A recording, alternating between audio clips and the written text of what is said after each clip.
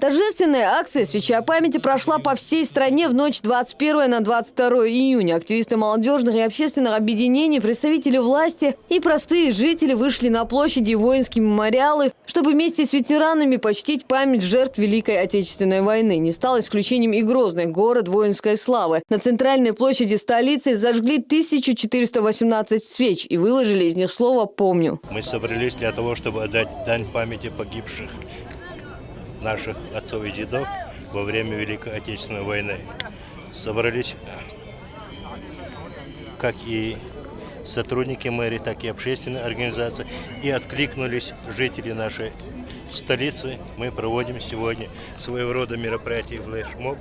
Каждая свеча, зажженная сегодня в центре Грозного, символизирует дни Великой Отечественной войны, в которой погибло около 27 миллионов советских граждан, 18 миллионов из которых – мирное население. Их память собравшиеся почтили минутой молчания. Затем возложили цветы к стеле «Город воинской славы». В завершение участники выпустили в небо сотни белых воздушных шаров.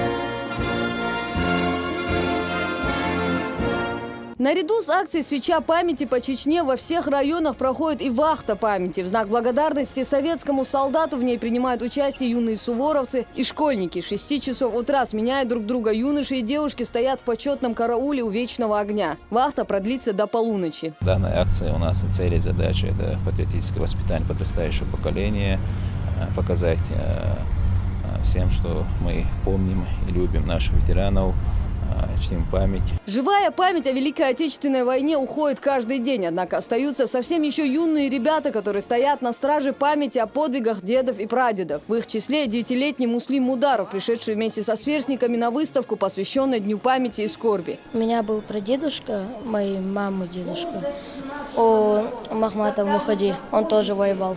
Они воевали, чтобы их дети, внуки, чтобы они жили спокойно и у них была хорошая жизнь.